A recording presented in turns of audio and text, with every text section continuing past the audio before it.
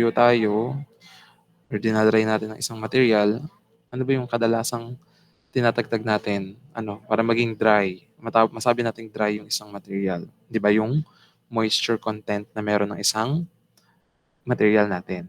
Pero tatandaan ninyo, hindi lang naman palaging water ang pwede nating dagdagin kasi in some of the processes involved in industries, hindi laging water yung pang-dry. Pwedeng alcohol, pwedeng benzene, or other organic solvents.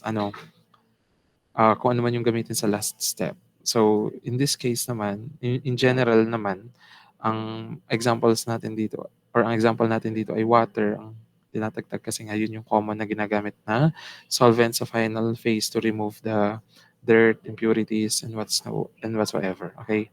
So, to define first what is drying.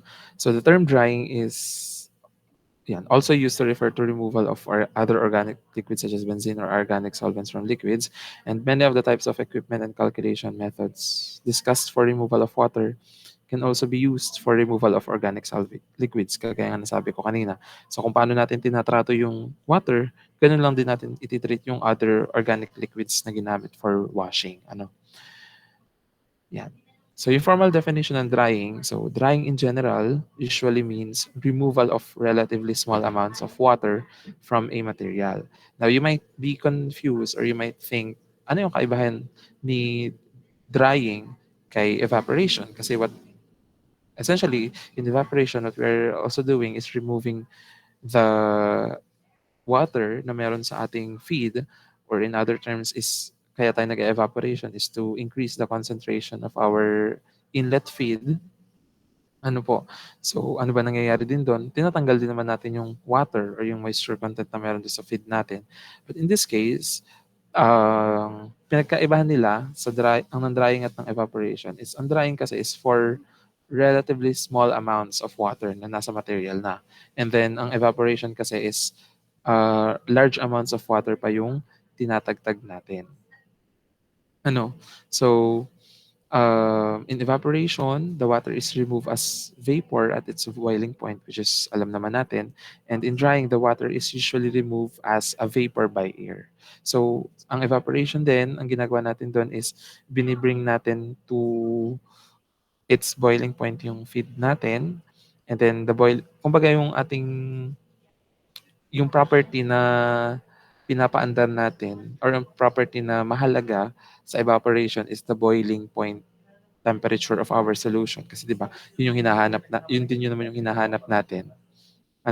But dito kasi sa drying naman, ang focus natin dito is the humidity, kasi 'di ba based on our previous discussion, humidity is the actual amount of moisture present in our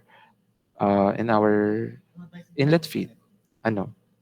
So yun yung kaibahan nitong drying and evaporation natin. Now, in some cases naman, water may be used or water may be removed mechanically from solid materials by presses or centrifuging or other methods. Like for example, kapag nagpipiga tayo ng nilabhan natin, di ba? So hindi lang naman drying yung ginagamit natin para patuyuin yung damit natin. Gumagamit din tayo ng dryer, 'di ba? Which is yung sa method of centrifuge, kumbaga kasi siguro naman nakagamit na kayo ng dryer, right? Siguro lang naman. Kasi kung i-observe niyo yung dryer na machine is by centrifuging yon, centrifuge kasi umikot ng mabilis. Dito sa topic kasi natin, yung drying na pinag-uusapan natin is not drying by centrifuge, but drying by the use of heated air. So yun yung ginagawa natin. And then after naman din ninyo gamitin yung dryer sa inyong mga damit, isasampay nyo naman siya dika kasi papatuyuin nyo siya gamit naman ang init o yung mainit na hangin or yung mainit na kapaligiran. Po. So, kadalasan, ang moisture product ng ating ang moisture content ng ating product is nagva-vary depende sa kung ano yung product na tinutuyo natin.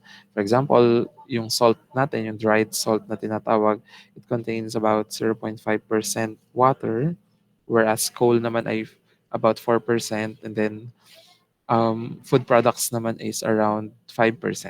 Siyempre sa coal, kinakailangan mas mababa yung moisture content natin doon as low as possible it to for it to become efficient when we are producing energy. Ano po? Yeah. Moving on. Drying or dehydration of biological materials naman, especially in foods, is used as a preservation technique. Now, other purpose kasi of the other purpose of drying kasi is not just only to remove the moisture content, but also to preserve the state of our material. Like for example, siguro nakakain na naman kayo ng tuyo, right? So, ang ginagawa doon is nire-remove yung water content na meron doon sa fishes natin to prevent microorganisms spoiling our food or from spoiling our food kasi yung mga microorganisms na yun yung nagkakos ng food spoilage and decay, and that's why kinakailangan natin tagtagin yung water doon sa biological materials natin. Kasi nag-feed off siya dun sa water content or sa water na meron dun sa material natin. Also, many enzymes that cause chemical changes in food and other biological materials cannot function without water. Siguro naman, siguro din naman, familiar din kayo sa reaction mechanism ng enzymes natin, and you are also familiar with enzymes in general. Na alam naman natin, ang enzyme ay sensitive when it comes to a lot of factors. And one of that is, yun nga, yung pagkakaroon ng water doon sa ating mm, biological material. Yan. So, kadalasan naman kasi, ang drying guys is nangyayari siya at the end of a lot of unit operation. Kumbaga ay from raw material bago pa siya maging final na product, kadalasan ang pinakahuling step to produce the final product bago pa ilagay sa mga packaging, ganyan, is yung drying. Kasi nga, nire-remove natin yung water content ng product natin. Imagine niyo pagka nabili kayo ng siguro powdered na Milo o kaya powdered coffee or powdered milk, gugustuhin niyo ba na nakalagay siya sa sachet na mamasa-basa?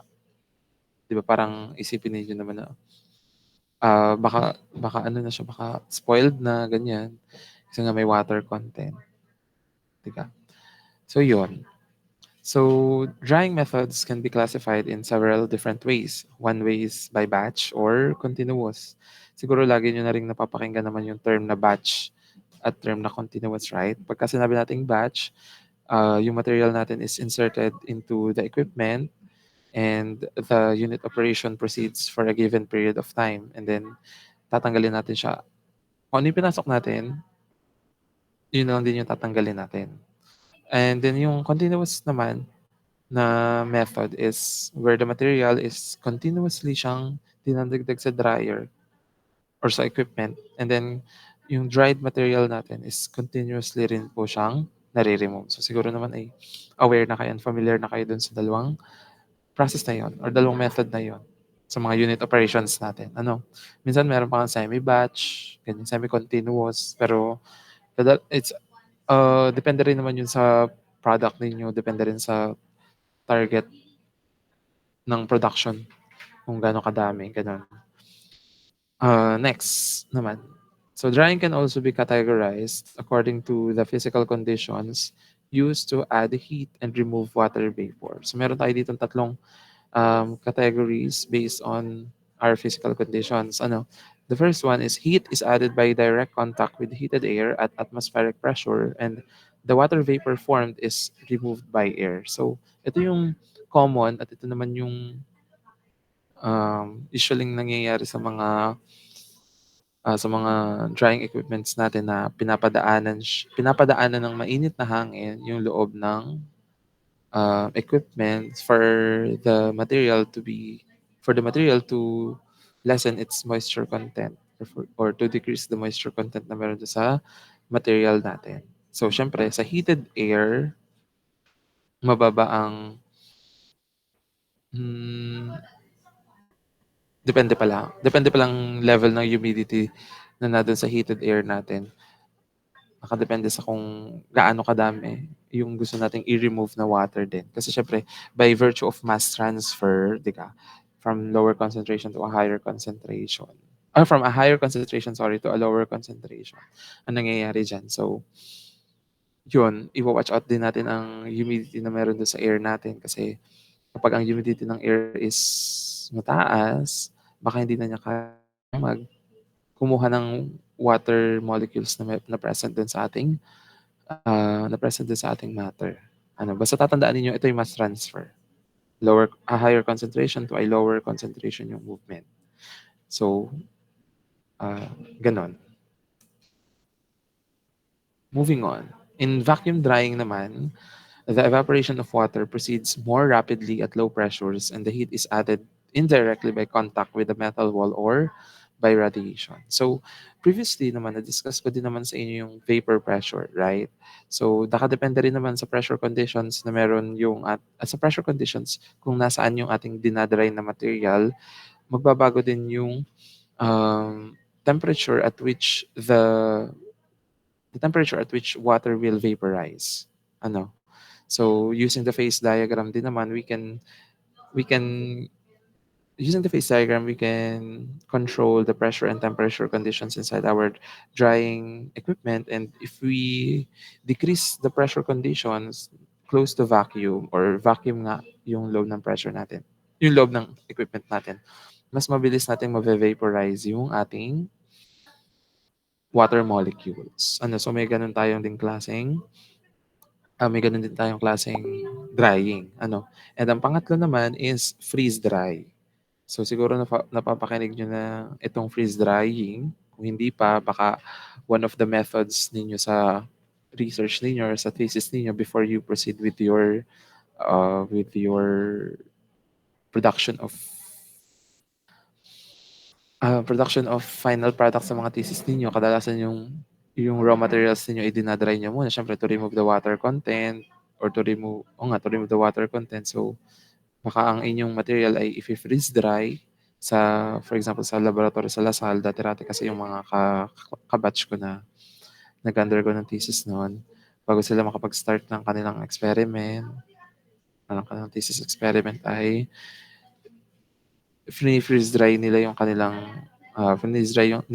raw materials. Kung hindi nagkakamali, pineapple peelings ata yun. Pineapple peelings or pineapple leaves. Yung kanilang freeze dry. Ayun. Kung sa manufacturing industry, drying ay pinakahuling part. Pagdating sa thesis, kadalasan ang unang part ay drying naman. Kasi kailangan walang water content kasi nga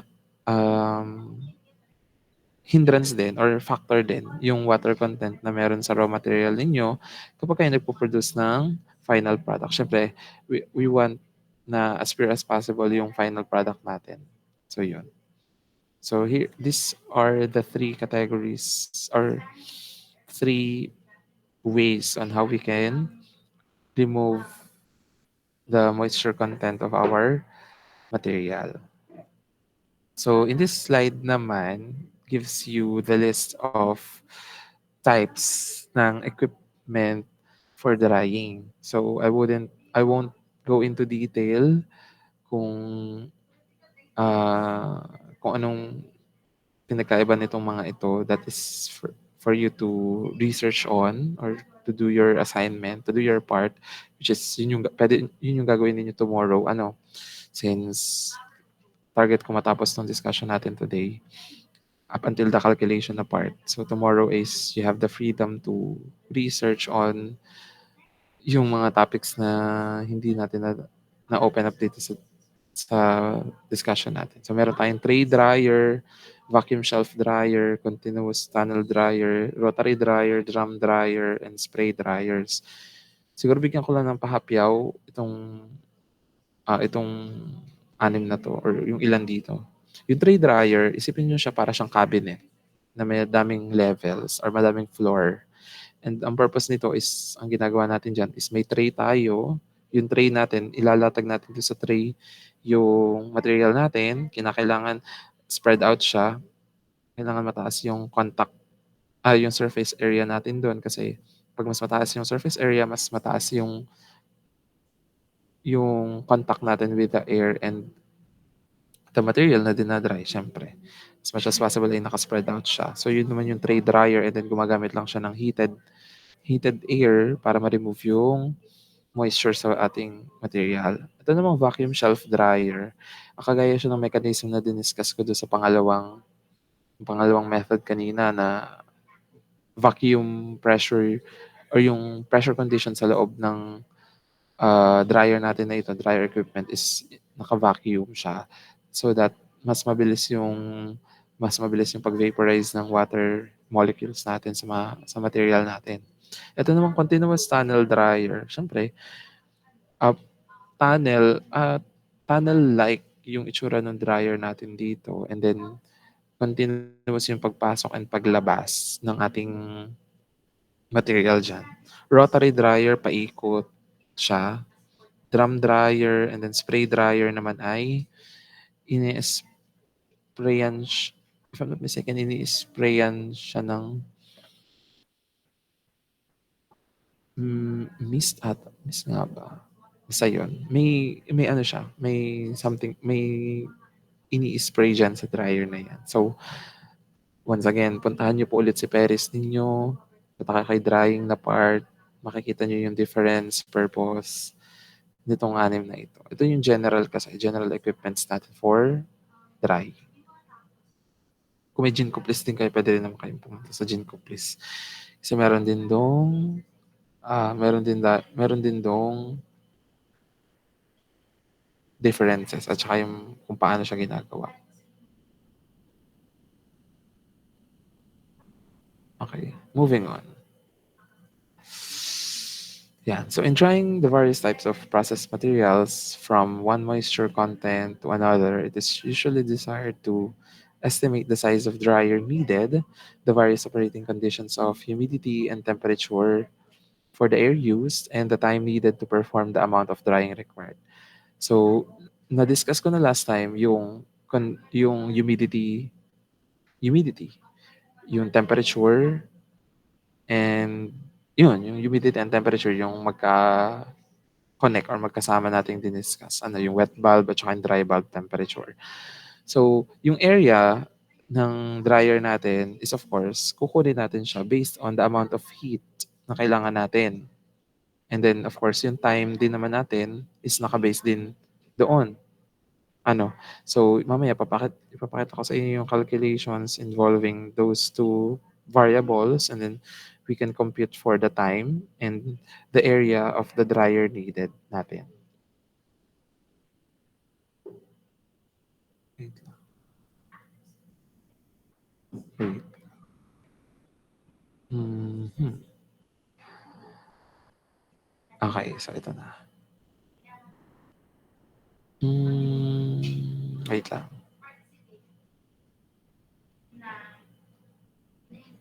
Okay. So, rate of drying curves for constant drying conditions.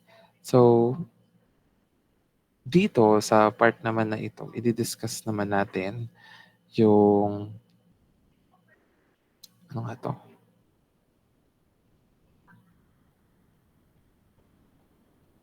Yung rate, sorry nawala ako. Yung rate ng pag-dry natin. Siyempre 'pag sinabi nating rate, gaano kabilis or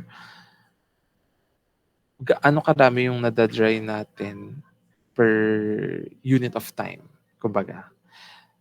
So, parang gano'n. Parang ang velocity kasi is the rate ng kung ilan yung nako-cover nating distance per unit of time. Ito naman is gaano kadami yung nada-dry natin per unit of time. Ano, and kadalasan nga ay per unit of area pa.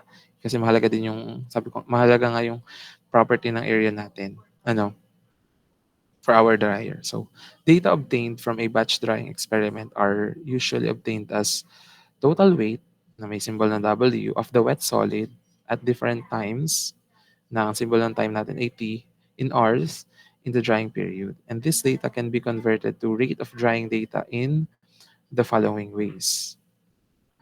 So,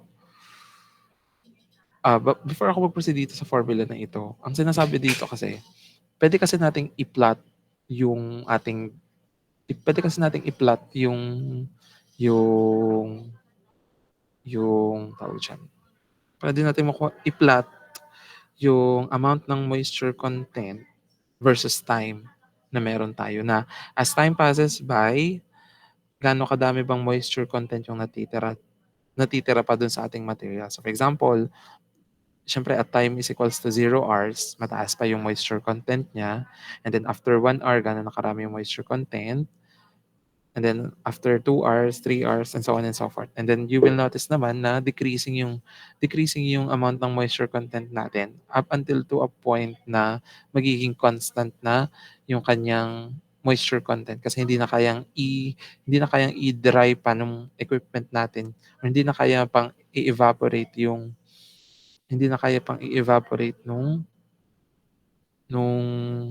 equipment natin yung material na ating dinadry. So dito sa formula na ipapakita ko sa inyo, kinakailangang malaman natin yung paano ba natin ini-express yung moisture content na meron yung ating tawag siya, moisture content yung ating moisture content ng ating product, ng ating material. So meron tayo dito mass fraction. Alam naman natin pag mass fraction, in terms of mass siya. And then meron tayo ditong tinatawag na dry basis. So pagka naka-dry basis siya, ibig sabihin, yung nasa denominator ng ating fraction is the mass of our dry solid. And then yung nasa numerator natin is the mass of our water. That's why you can see here in our formula that W is the total weight of the wet solid, kagaya nung sinabi natin dito sa unang part na to. And W sub S is the weight of the dry solid. So, syempre, wet solid minus dry solid, ang makukuha din nyo doon is the moisture content of our material divided by the weight of the dry solid since dry basis yung kailangan natin dito. Pwede na bang wet basis? Wet basis, sorry. Pag wet basis kasi, magkasama doon, tatandaan ninyo, ay yung moisture and then yung dry solid natin sa denominator kapag ka naka-wet basis siya. Pero dito kasi, ang focus natin dito is the dry basis. Okay? So, sana hindi kayo nako-confuse doon. So, X sub dB, meaning dry basis, is equals to W minus W sub S divided by W sub S. Sana naman po ay familiar pa rin kayo sa mass natin. Ano po? Now, dito naman, yan. Ito naman ang medyo kailangan nating pag-usapan ng konti. Yan. So, ito yung tinatawag na free moisture content natin. So, ito ng free moisture content, this is the amount of water that can be removed from a particular solid. Kanina, pinag-usapan natin dito sa numerator na ito is the moisture content or the water content na meron sa ating solid or sa ating material na dinadry. Pagdating kasi dito kay free moisture content, ang kaibahan ni free moisture content dito sa moisture content itself or per se is ito kasi yung amount ng water na pwede nating i-remove or pwede nating i-dry. Kasi di ka, meron na tayong water content or meron ng moisture content yung ating solid. Doon sa water content na yun or doon sa moisture content na yun, meron lamang tayong fraction na pwedeng i-remove. For example, ang moisture content for example lamang, sa damit na lang para mas madali ninyo maintindihan. Ang damit natin nung nilabhan natin, nung nilabhan natin siya, and then dinryer natin, may moisture content pa siya. Let's say, for example, 10 kilograms. For example 10 kilograms ang kanyang water content.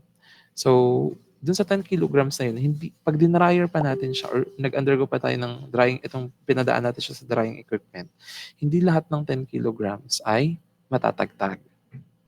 ano, may portion lamang dun sa 10 kilograms na yun na pwede nating i-remove via the dryer equipment natin or via the drying equipment natin. And that is what we call the free moisture content, which is ang kanyang symbol naman is capital letter X. So paano natin malalaman alin yung portion na i-remove, alin portion dun sa 10 kilograms yung i-remove natin na yun. So syempre, the moisture content using the dry basis minus itong x asterisk na ito. Now, ano naman po itong x asterisk na ito? Itong x asterisk na ito, this is the equilibrium moisture content na tinatawag. So, ito kasi sa equilibrium moisture content na tinatawag is, ito yung amount of water that cannot be removed under normal conditions. So, siya yung tubig siya yung water content na mag-i-stay doon sa product natin after mag-undergo ng drying yung ating material. So sana po ay nagigets ninyo. Ano po? Ano? So, para mas madali niyo, para mas maintindihan niyo pa ulit siya, ulitin ko ulit yung sinabi ko. Ano? So for example, naglaba kayo ng damit niyo, isang damit. Okay? So, let's say for example, ang mass ng damit ay 100 kilograms. For example lang. Then, binasan nyo siya ng tubig. Nilabhan, ganyan. Kinusot-kusot, ganyan. And then, tinuyo. Or piniga. And then, nung winay nyo ulit siya, naging 110 kilograms na siya. So, ano masasabi natin? Doon, from ang initial niyang mass ay 100, naging 110 nung nilubog niya sa tubig. Ibig sabihin, yung 10 kilograms doon, that is the kilograms of total water. Ano, yung 110, that is the mass of our wet solid. Yung W dito sa part na to. Ano? Itong W sub S, that is the 100. So 110 minus 100 divided by 100, that will give you 10 over 100, which is 0.1. Pero wag natin i-gawin decimal, i-fraction natin para mas madali nyo maintindihan. Ibig sabihin nun, 10 kilograms of total water per 100 kilograms of dry solid. Yun yun. Yun yun si XDB. Okay? Now, yung 10 kilograms na iyon, hindi lahat, pag yung yung piniga nating damit na yun, ay pinadaan natin sa isang drying equipment, syempre, yung 10 kilograms na yun, mababawasan pa siya. Hindi lang siya magiging 10 kilograms. Okay? So, mangyayari doon, pag nilagay natin siya sa drying equipment, may papasok na air. Pag pumasok yung heated air na yon, syempre, tutuyuin niya yung loob ng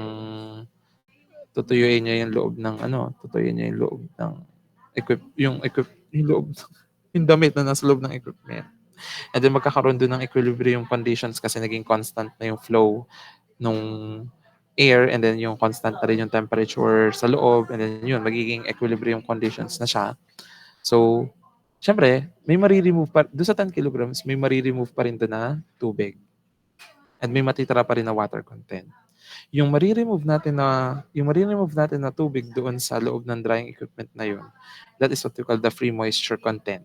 At yung matitirang water doon sa damit natin, after drying, that is what we call the equilibrium moisture content. So, yun yung x-asterisk natin dito. So, sana po ay naintindihan natin yun, yung difference nitong tatlong to. Itong x sub dv, at saka itong x-asterisk. Okay? And then yung unit naman ay itong nasa gilid. Kaya nga dyan nakalagay, free water. Pagka sinabi natin free water, ito yung pwede nating i-remove. Ayan. Ito naman na nakapresent sa inyo dito sa slide na ito. This is what we call the plot of free moisture content versus time. So yung kanina, yung na-solve natin na free moisture content na ito, itong X lang na ito, yung walang subscript at walang asterisk, pwede natin siyang i-plot versus time. Okay? As you can see here naman, ano, pababa siya ng pababa. Kasi yung moisture content natin, initially, kung makikita nyo dito is around 0.44. Ano, pwede natin masabi 0.44. And then after siguro 1 hour, naging 0.4. Pupuntang B. Ano, from A to B. And then from B to C, naging 0.2 na lang siya after 4 hours. And then after, siguro after 6.9 hours or around 7 hours, naging 0. Ano lang siya, 0.8, mga ganun. And then yun, pababa siya ng pababa. So, ang plinat natin dito is the free moisture versus time in hours. Ano po? So, to compute for the rate ng pag-dry nito, syempre, gano'ng kabilis yung pagda-dry nito? Ano yung ating formula na gagamitin? So, meron tayo ditong the rate of the drying curve, which is symbolized by the capital letter R, is equals to negative L sub S over A times the derivative of X with respect to time.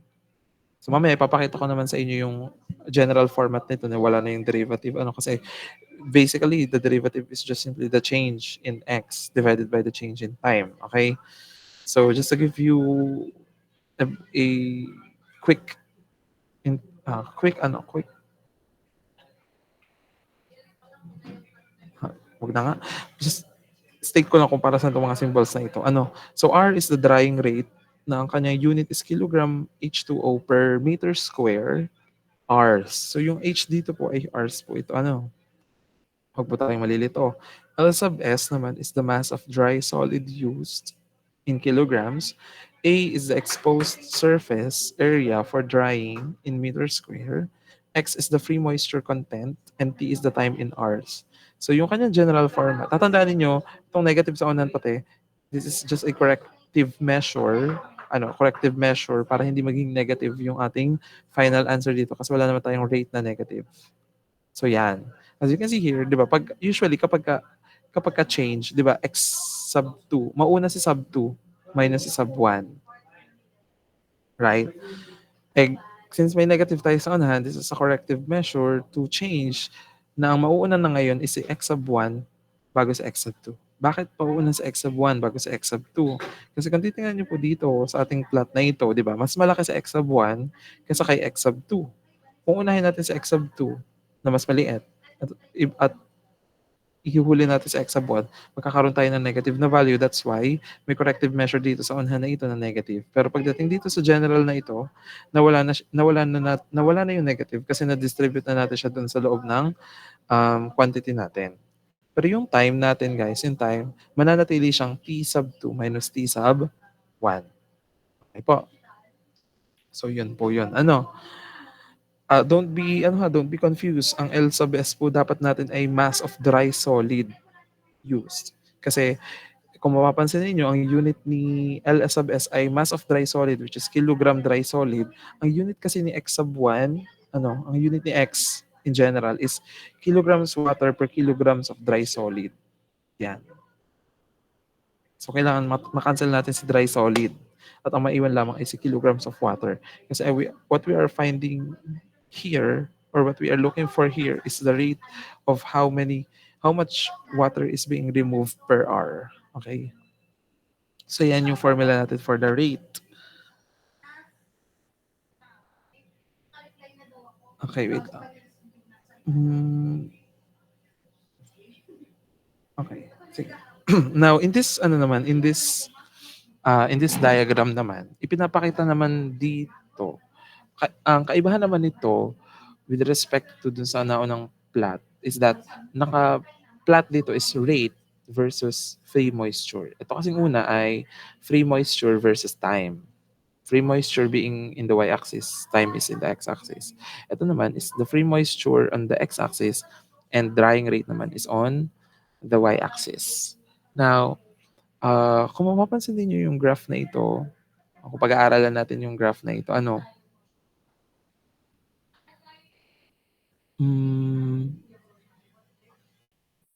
mapapansin niyo na iba't iba yung, or rather, nagbabago yung drying rate natin.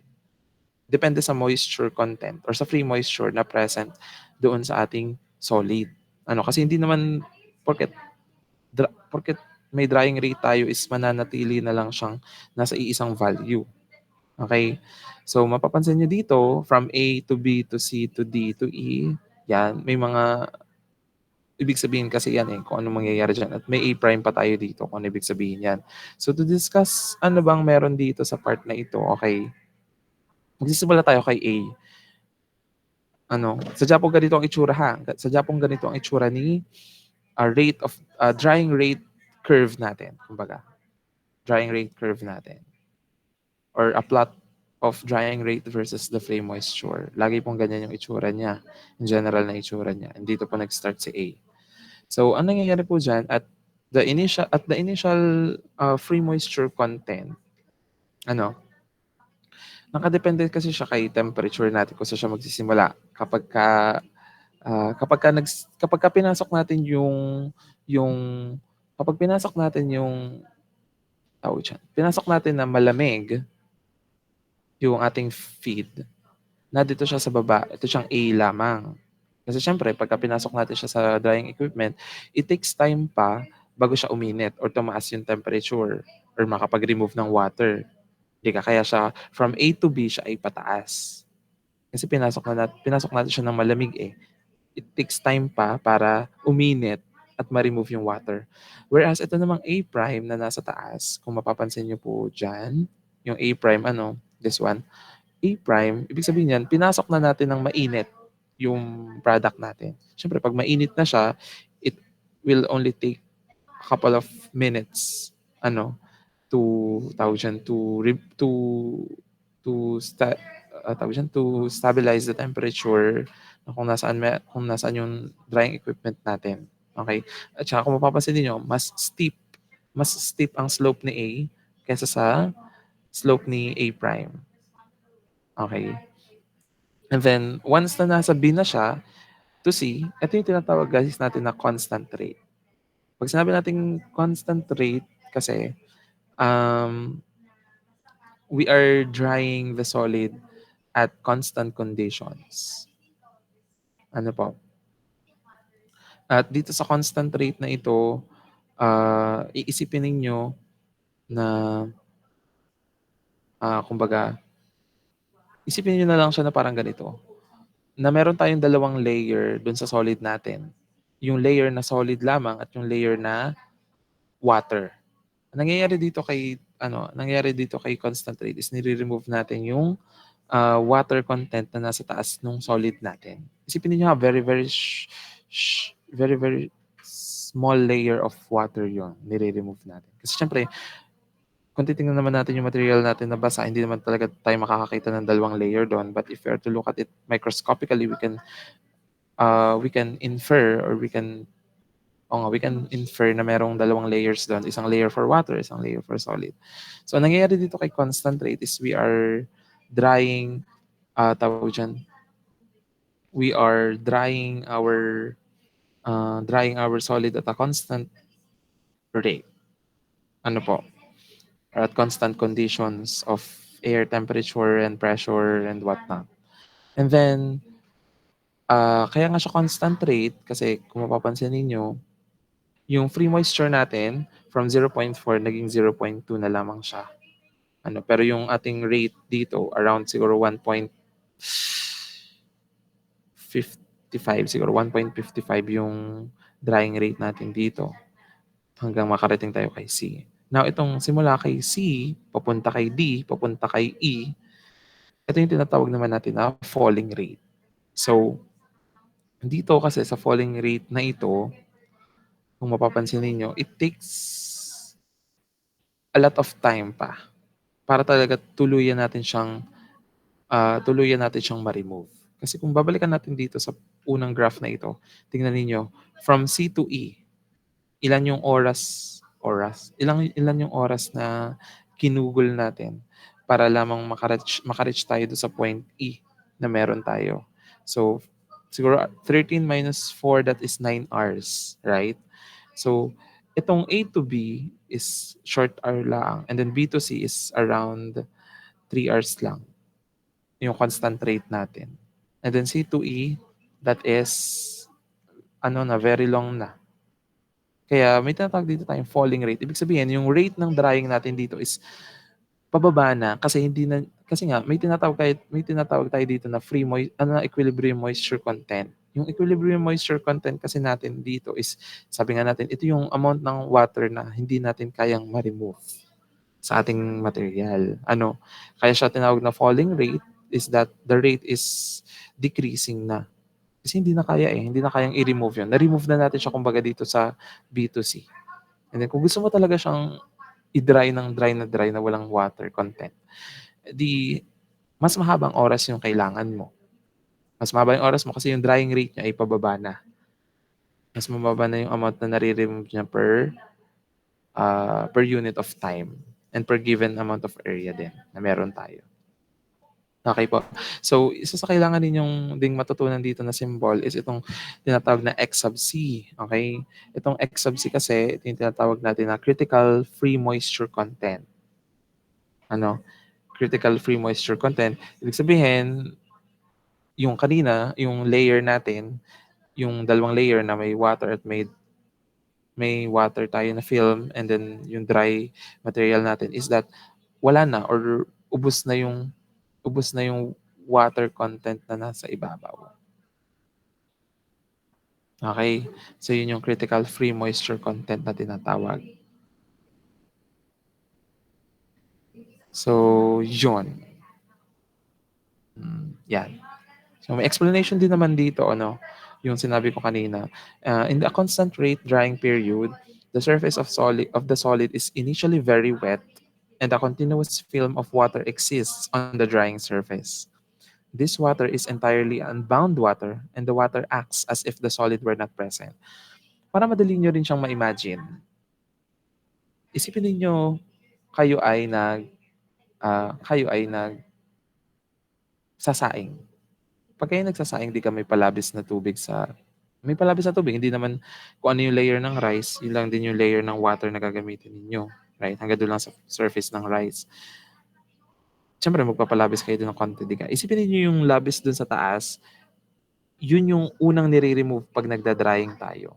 Yun yung unang nire-remove. And then, pag naubos na yung water doon sa ibabaw, pag nag-i-in-in na, kumbaga, di ka, basa-basa pa rin yung ibabaw, pero wala ka nang makikitang visible layer ng water natin. And that is what we call the critical free moisture content. Ano, yung meron na dun sa ating sinasaing. And then yun, kung gusto mo pa siya talaga totally na matuyo, na mawala na mismo yung tubig, kahit doon sa mismong kanin na, edi yun nga, mahabang oras yung kailangan mo para doon. Okay? Now, the rate of evaporation under the given air conditions is independent of the solid and is essentially the same as the rate from a free liquid surface. Ayan. Ari pala. Meron pala din discussion dito. Yung tama naman din yung diniscuss ko kanina. Huwag kayong maano. At may naisama pala akong explanation dito sa PowerPoint for those na baka hindi ma-recall kaagad yung diniscuss natin. So babasahin ko lang din naman to, which is yung sinabi ko lang kanina. Point C in the previous graph is at the critical free moisture content, X sub C. At this point, there is insufficient water on the surface to maintain a continuous film of water. The entire area is no longer wetted, and the wetted area continuously decreases in the first falling rate period until the surface is completely dry at point D. And the amount of moisture removed in the falling rate period may be relatively small, but the time required may be long. So yun yung sinasabi ko sa inyo kanina na pagdating natin sa falling rate kasi, very small amounts na yung remove natin na water dito. And then it will take a lot of time. So from C to D, yung point D, dry na yung ating solid. And then D to E kasi is if you want to totally remove the water content, which is kinakailangan mo pa siya at elevated conditions of temperature and pressure. Okay? So, yun. Nasaan? Yan. So, let's now proceed with the calculation methods for constant rate drying period. So, ang i-discuss ko naman dito sa inyo is the drying period, the constant rate lamang. Wait lang. Wait lang. This one, yung from B to C lang ang i-di-discuss ko. Yung falling rate kasi, it will take us ano pa, lot of hours pa. But generally kasi, at ang mahalaga din naman din dito is itong mahalaga naman parehas itong B to C at saka itong C to D. Ang may di-discuss ko lang sa inyo ngayon na muna itong constant rate ano. So yun. Meron tayong dalawa. Una ay using the experimental drying curve and pangalawa is the method using predicted transfer coefficients for constant rate period. So drying of material occurs by, once again, another introduction lang ulit to. The drying of material occurs by mass transfer of water vapor from the saturated surface of the material through an air film to the bulk gas phase or environment. Basically, yun diniscuss natin na diffusion, yung mass transfer natin. Yung convective mass transfer, sana ay nare-recall nyo pa. The rate of removal of water vapor is controlled by the rate of heat transfer to the evaporating surface, which furnishes the latent heat of evaporation for the liquid. To derive the equation for drying, we neglect heat transfer by radiation to the solid surface and also assume no heat transfer by conduction from metal pans or surfaces. Ayan. So, itong dinidiscuss ko sa inyo guys, basically yung second method. Kasi yung first method kasi, using experimental drying curve, that is just simply looking at our graphs. Yan. As in, babasahin nyo lang yung graph na ito. Ano? Kasi yun yung method 1. Just by looking at the graph itself, you can already tell that the drying rate from 0.4 to 0.2 free moisture content is 1.55 kilograms of water per hour meter square. Ano? Yun, ganun lang. Ito naman, dito din, masasabi ninyo dyan kung ilan yung oras, gano'ng karami yung nababawas at a given time. Yun yung method 1, looking at the graph itself. Ito kasi method 2 is more on may equations tayo na ginagamit, may formula tayo na ginagamit dyan. Ano? So, ang unang formula na introduce ko sa inyo is itong drying time na tinatawag. Na kung mapapansin nyo, wala naman siyang, I mean, halos yung kaparehas lang niya yung tawag doon, yung kanina nating formula for the drying rate. Ano? Na lamang, ito kasi ang hinahanap natin dito is the time. Itong time from B to C. Okay? B to C yan. So, X1, X2 pa din, A pa din, L sub S, and then yung RC naman. So, itong RC kasi is the critical drying rate na tinatawag. Kasi syempre may critical free moisture content tayo, X sub C, di ba? So, itong critical drying rate is, ito yung hinahanap natin muna bago natin mahanap yung time na kailangan natin.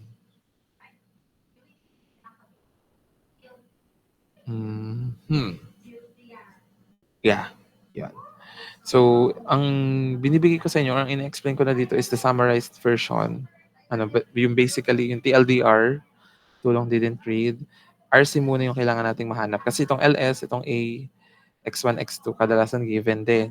O kaya naman minsan, A ang hinahanap, given si T, si L sub S, si RC, si X1 at X2. So para makuha natin si RC, the critical drying rate, we will be using our knowledge in heat transfer. Kasi we are dealing with fluid in motion in a solid object. So convective heat transfer yung kailangan natin dito. So meron tayo ditong Q divided by A lambda W. Ang ibig sabihin ni Q, that is the convective heat transfer or the convective heat na kailangan natin, which is in terms of watts. And then A is the area. And lambda W is the latent heat of vaporization of water at the temperature of the surface. So basically, itong latent heat of vaporization, kukunin lang natin si enthalpy at enthalpies sa steam tables natin, pagmaminosin at the given temperature, alam niyo na to.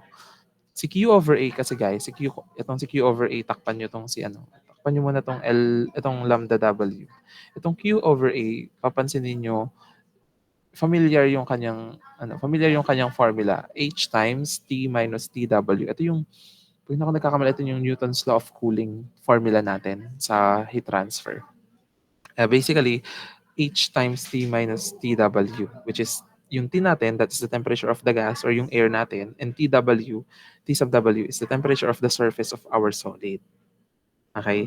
And then, syempre, kung titingnan natin, madali lang naman siyang kunin. Kailangan lang natin ng area, kailangan lang natin ng temperature, di ka? Pero ang problema kasi natin dito is si H. Laging si H ang problema natin kasi that is the heat transfer coefficient. Siguro magpa-flashback sa inyo yung pag-interpolate natin para sa Lewis number, Schmidt number, Nusselt number, etc. etc. So yun yung medyo mahirap na part, yung pagkuha ng H. Pero dito kasi kay drying, based on our reference na Ginkgo-Please, there is an easy way or there is an easy formula to find H based on the mass velocity and the orientation of our drying. Kasi may ano din sabi natin ng heat transfer coefficient ay ang heat transfer coefficient natin is naka-base sa orientation, sa velocity. Madaming factor na nakaka-apekto sa heat transfer coefficient natin. So pag-usapan natin paano naman kunin tong si H. Okay? Kasi kadalasan ang given dito ay si T at saka si TW. Pag alam mo na si TW, kaya mong makuha si lambda W. Okay? So to predict RC in the previous equation, the heat transfer coefficient must be known. For the case where the air is flowing parallel, yan. Yun yung sinasabi nating orientation, yung flow ng air natin. Ano ba siya? Parallel? Yung isa kasi perpendicular eh. So kapag siya ay parallel to the drying surface, the following can be used for an air temperature of 45 to 150 degrees Celsius and the mass velocity of 2,450 to 29,300 kilograms per or meter square or a velocity of 0.61 to 7.6 meters per second. So ito po ay naka SI units. Ano po, itong formula na ito ay naka SI unit. So yan yung mga conditions na kailangan nating um, ma mga conditions na kailangan nating ma-meet in order for us to use this formula. But yung general rule of thumb naman kasi dito, uh, kapag parallel, ito na yung gagamitin natin. Kaya nang pag nakita nyo yung velocity na dito sa range na to, ito na yung gagamitin natin. Okay? So H is equals to 0.0204 G raised to 0.8. Now, this convective heat transfer coefficient is, ang kanyang unit is watts per meter square Kelvin. And G, the symbol G, is the mass velocity in kilogram per hour meter squared. Now, to get the mass velocity G, we just have to simply multiply velocity and times the density. Ano po? Velocity times the density of what? The density of the air. Kasi yung air natin ang mahalaga nating uh, malaman dito kasi siya yung heating medium natin. Okay? So, kailangan alam niyo si velocity, alam niyo si density, at velocity at si density basically. Okay? And then,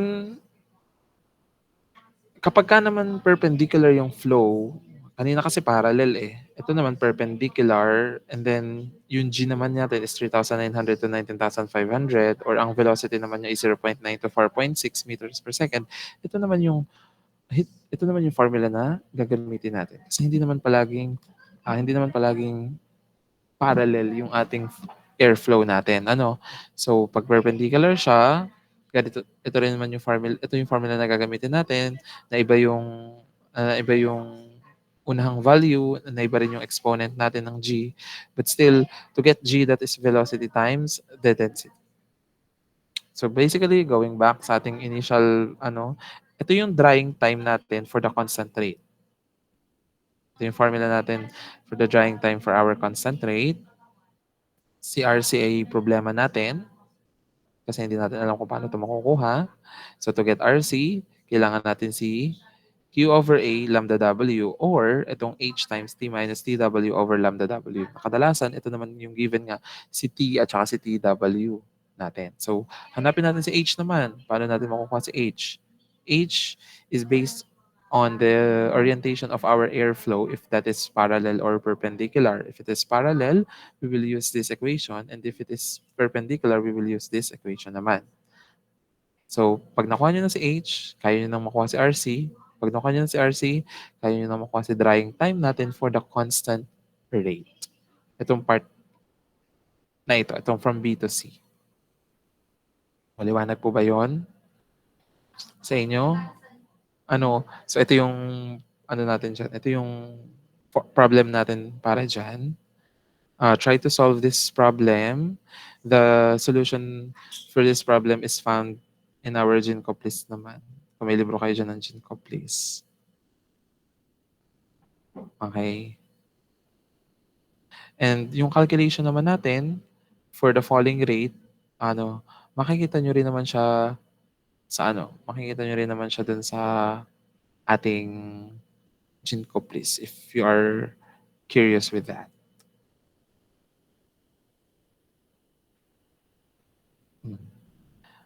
Basically, may ano pa kayo dito may kukunin pa kayo ditong um, another value pa. Pero hindi naman nalalayo yung formula natin dito sa part natin. May madadagdag lang diyan kung pupunta kayo sa GenCo, kung titingnan niyo yung sa GenCo list natin. Kasi 'di ba, ito kasing constant rate, madali lang kasi flat kasi yung ating ano, flat kasi itong line natin diyan. Kaya madali lang siya. Ito kasing sa tawag diyan, ito kasing sa falling rate natin, may slope na tayo na kailangang i-consider diyan. May slope na tayo diyan na kailangang i-consider. So meron naman tayo ditong formula para doon. May formula tayo para dito.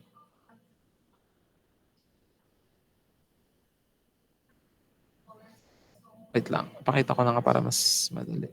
Bago ko tapusin ang ating discussion, wait lang. Hindi ko na kasi siya naisama dito sa PowerPoint. Wait lang.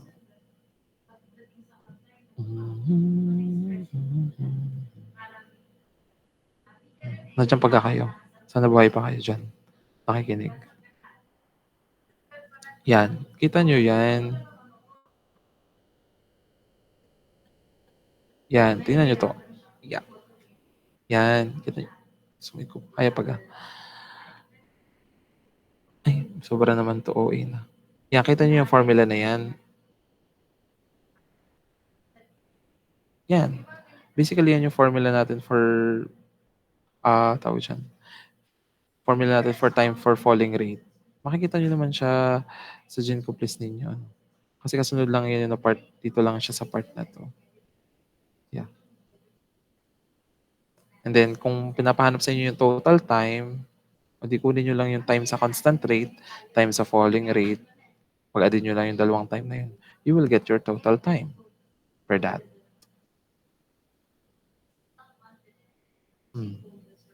Okay? So, yun. Pero bago kayo pumunta dito kay falling rate, kasi intindihin nyo muna si constant rate kasi madaling maintindihan si constant rate. Pag intindihin nyo na si constant rate, you can move with the falling rate period naman. Okay? So, isa pa sa kailangan ko ding sabihin sa inyo is, i-upload ko na rin po ang final project ninyo. Sa final project, nandun na rin po yung groupings. Since kay P15 lamang na dito, hindi ko alam kung yung iba niyong bang kaklase ay may balak pang ituloy itong subject na ito. But anyway, makikita nyo dun yung groupings nyo, ano yung gagawin niyo, ano yung instructions ko. Basically, lahat ay nadoon na. Gagawin nyo na lamang siya, kung kailan ang deadline, nadoon din. I-upload ko na siya ngayon actually. Upload ko na ngayon. Final project.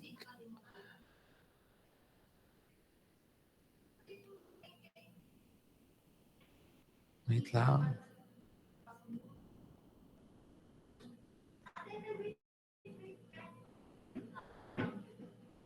Extend lang tayo ng slight na oras. Siguro may kaya niyo pa. I-upload ko na din pala yung upload ko na din yung last topic natin. Try. Para tapos na tayo.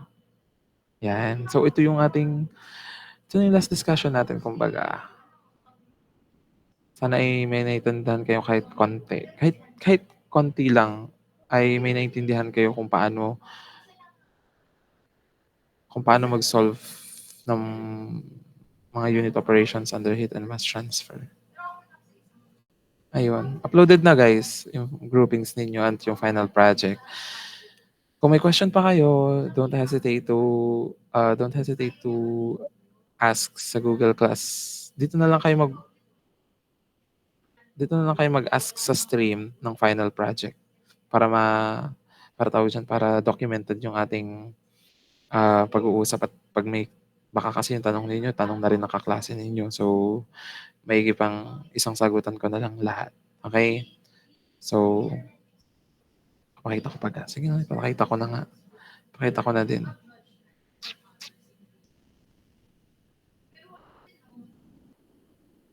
Kita nyo ba yan?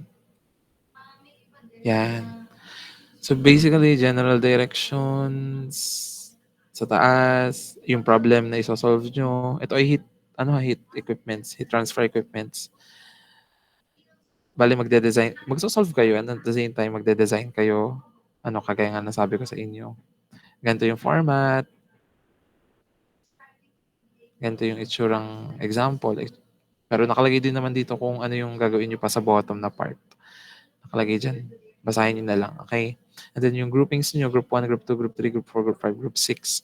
At nakalagay din dito sa problem kung ano ang inyong problem na sosolve. Hindi naman lahat igagawin. May naka-assign sa inyong problem may naka-assign na problem base sa group number ninyo. Okay? Just be wary lang for problem 2. For problem 2. Itong second sentence. Yun lang masasabi ko dyan. Okay, so discuss with your group mates. Anong gagawin, paano gagawin, use your knowledge na nakuha dito sa discussion natin ng heat and mass transfer. And then, I'll see you next week, Saturday next week, for your quiz naman. Kasi this Saturday hindi tayo makakapag-meet kasi walang pasok ng Saturday, di ba? Tomorrow naman ay I'm giving you the time, your free time to study and hanapin yung mga dapat nyong hanapin ng mga equipments, aralin yung mga equipments na yon. Malay nyo, lumabas sa exam, di ba? Okay, so yun. Baka may question pa kayo. Kung may question kayo, pwede nyong i-raise ang hands ninyo or mag-comment kayo dito bago ko i-dismiss.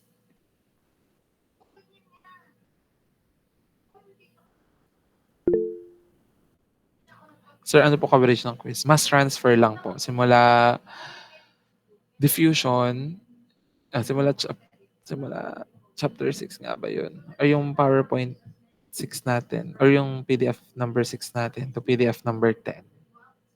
Yun ang coverage, basically.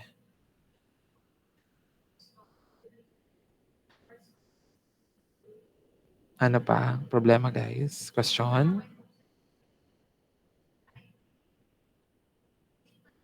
Kung wala na kayong question, edi that's it for our meeting today. I hope talaga na may natutunan at na-pick up kayo ng mga skills, concept. Mahalaga kasi talaga guys yung concept.